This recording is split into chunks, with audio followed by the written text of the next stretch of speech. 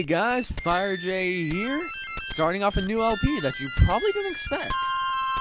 I'm going to be playing a well-underrated game called Kid Icarus, which you probably already know.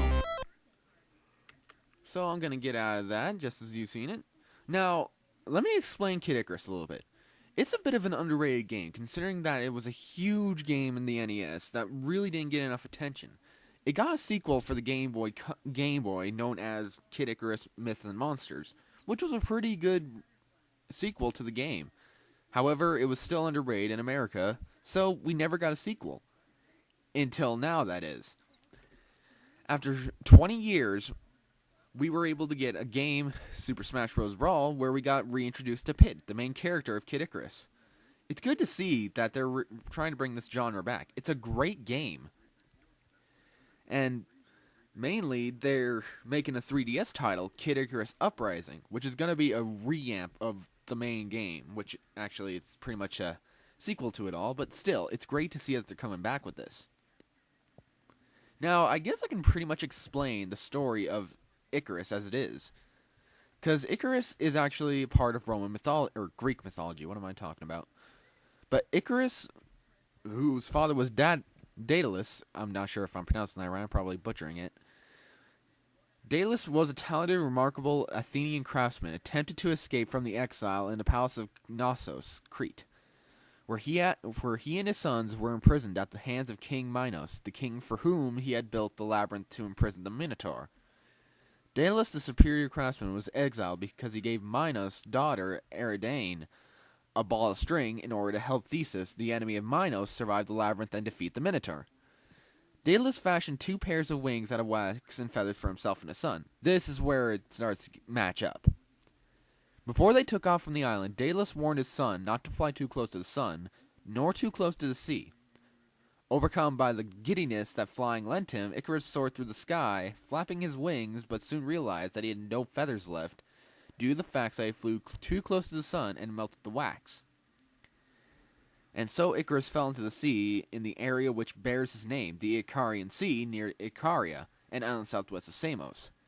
It also has been said he flew too close to the sea and the feathers got too wet, no longer working due to the added weight. That is the Greek story behind Icarus. Now, there are some relations, mainly the fact that Icarus, or Pit in this case, is able to fly. The difference is he's an angel, and essentially they just took the name from mythology, but the reason I mentioned the Greek mythology story was because there's a lot of mythology in this. Now, you're probably wondering, why am I taking so long to play the game? Well, I want to get this out of the way so I can get started right afterwards. Now, the story of the game. You are Pit, a soldier of Platuna's army. Platuna is the queen of the Angel Island, and has been captured by Medusa, and all of her followers have been turned to stone. You were sent down to the underworld, where you were captured, and now Platuna magically sent you a bow and arrow so you can escape. And you're just trying to go and stop Medusa. That's pretty much it. Now I'm gonna say this. This game is hard. It ain't no cakewalk. Now, again, I'm gonna kind of stall the game a little longer. Now, I'm part of the thing called 8-Bit Summer. I decided to do this plus another game. Okay. Now, you're going to want to go to continue if you really want to use cheat codes, but since I'm part of the 8-Bit Summer, I'm not allowed. I'm just going to show what each code does. Now, I'm not actually going to show it, but I'm going to tell you what it does, because I'm not going to use them. Now, of course, I'm going to fast forward it, so don't worry. Crud. Alright, using this code, you'll begin the final level with all items and get the strange ending. In this game, there are 4 endings. Now, they're all judged by the status of everything. Now, if I can remember, there are only 4 statuses. Oh wait, no, there are 5. 5. And if you get one of them, then you get the second last ending. If you get 2 of them, then you get the second best ending. Now, if you get all of them, then you're going to get the best ending. Now that I think about it. Yeah, there are four stats. Okay, I had to remember there for a second. Bula, if I'm wrong, correct me, okay? That's another thing. If you want to hear Bula, you gotta have the annotations on. Alright, now to show you guys the next one.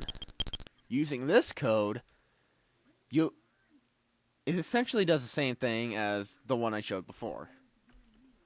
Now to the next one, which is pretty simple. This will begin at the last level with invincibility. However, the level seems to loop several times before getting to the main boss, Medusa. Medusa takes longer to kill than normal, too. Get the ending where Kid Icarus... Well, I'm not going to spoil that. Alright, now for the next one. Using this code, you'll begin at level 2-4 with invincibility. The weird thing is, you already have the sacred treasures from the second and third fortress, but not the one from the first. It's one of those weird codes. Alright, next code. This will begin you at level 3-4 with invincibility. Using this code, it'll start you off at the last level with invincibility. And you'll get the ending, which I'm not going to spoil. Like I said, there are 4 different endings, and I'm just going to play it as I do. Of course, at the end of all this, I will show what all the endings are. This code is kind of strange, because, well, okay, the normal part, it'll start you at the last level with invincibility and maximum firepower. But what's strange is that this is actually in Swedish. The translation of it is, the dove's mothers are coming away. I don't know. I'm just saying what they mean. Alright, we don't have too many more, so... This will pretty much just start you at the final level with invincibility, but it has some problems, because it says that it'll mess with some things in your inventory and your heart total. Alright, now... we only have 3 more passwords left, I promise. This code has been referred to as the Kid Icarus Ultimate Challenge password. This challenge password stacks everything against you. You have to play 2 loops of the game to get the best ending. And you can only max out 3 of the 4 stats. You can only get 1 special weapon to work. You can pick up other 2 weapons, but they won't do anything, but give you a better ending. You start out with a maximum credit card debt of 4,095. I'll explain that when we get there. And it appears you have 99 mallets, but it only acts as 1 in the fortress. It looks like you have a ton of feathers, but you can't use them. And your arrow is at 1 strength, but you can't upgrade it. The 129 feathers disappear after you beat Medusa, so you can get feathers. It is extremely difficult the first loop. You can't really do anything but pay off the heart debt and increase your life. You can upgrade your arrow, but with all this difficulty, there is a silver lining. The boss fights in the fortress are pretty easy. Your attack is 9 instead of 1 against them. Alright, now we're going to move on to the second to last. This code will induce the second hardest password. Essentially, it'll increase your arrow, but the boss battles are back to normal. So it's the same sort of deal, except the boss battles are the same difficulty. And finally, I'm going to show the last password. Finally, this code will max out all your stats for an extremely easy game. Now, the other special passwords don't max you out. Attacks against the bosses are 13, and you start at 1-2. This is a password if you really feel like you can't do it, and if you can't handle the difficulty as it is. And like I said, it's a hard game. So...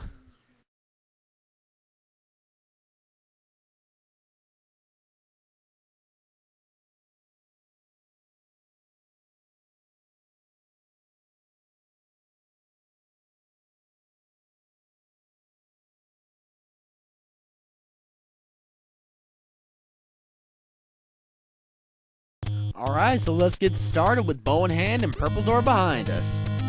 Okay, you're gonna wanna just jump up here. It's a normal platformer. Okay, and we got Shimums here. Now you're probably wondering, what do the hearts do in this game? They heal you, right? Nope. If you look up above, you'll see that they're actually your currency. They're going Castlevania style here. Now this room is actually pretty useless. Actually, it is useless. There's nothing in there. Okay. Also, you're not allowed, or the game isn't allowed. I keep stuttering. The game isn't allowed to have more than 4 of the same enemy on the screen, with a couple exceptions, which we'll get into later. Okay, carry you freaks. I think these guides are called Unipeds. Bula, correct me if I'm wrong. got platforms. You're gonna want to get that heart, because once you do, it turns all enemies into mallets, and you're gonna try and get as many mallets as you can before the end of the level groups. Come on, can I at least get a couple? Yes! You're gonna want to take the right side, because over here we got a chance to get a lot more hearts and risk of taking a lot of damage, but here we got what is known as the weirdest, well, second weirdest enemy in Kid Icarus. These are speck noses. Apparently, I didn't notice this at first, but they look like those plastic noses you see at the joke shops. But I personally thought they looked like the Sparkies from Kirby's Dream Land 3. Check it out, you'd see what I mean. Okay, so we're gonna go back through the door. I am a hero stealing their hearts, but yet I'm still considered a hero. Okay, Reaper, I don't fear ya. You are not gonna reap my benefits. Okay, oh no, you're not gonna get me, okay. Right before he got into seizure mode, even though he did some of the repeats. Okay, well, we're taking a chance here, but essentially, if you're able to open 7 of these without getting the... Ah, crud, I forgot his name. Great. That is just perfect.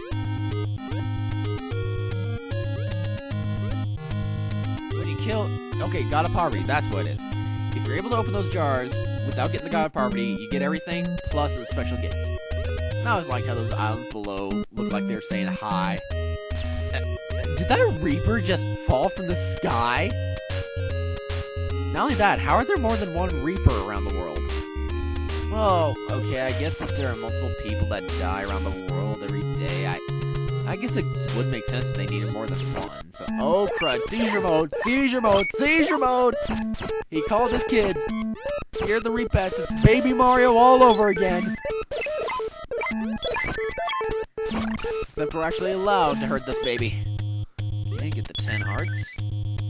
Now, the heart system in this game, a small heart's 1, a half a big one's 5, and a large one is 10. Just so I get that out of the way. Bring it on, I don't fear you, Reaper. I see you up there. You're not gonna get me. My technique with Reapers is wait for him to look back once and then get as many shots as you can. Usually it's 2. But I'm feeling a little dangerous, so I just want to get him done, because he takes forever. I think 8 kills. Bula, correct me if I'm wrong.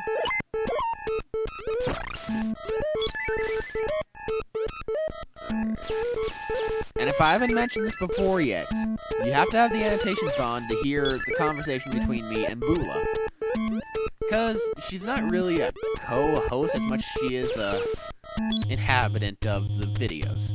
Alright, and we're at the end of the level! 5,000 points, not bad. Seems like a lot to me. Now that we're in a purple room, I think this is a good place to end it. But let's take a quick look at the inventory to see what we got. 140 hearts. Ooh, we're really low on health. I'm pretty sure one hit would do it. 5,000 points. 10 mallets. Wow. That'll be very useful. Well, this seems like a good place to stop. So, next episode, we'll continue on stage 1-2. So, this is Bula and Fire J saying we'll catch you guys next episode.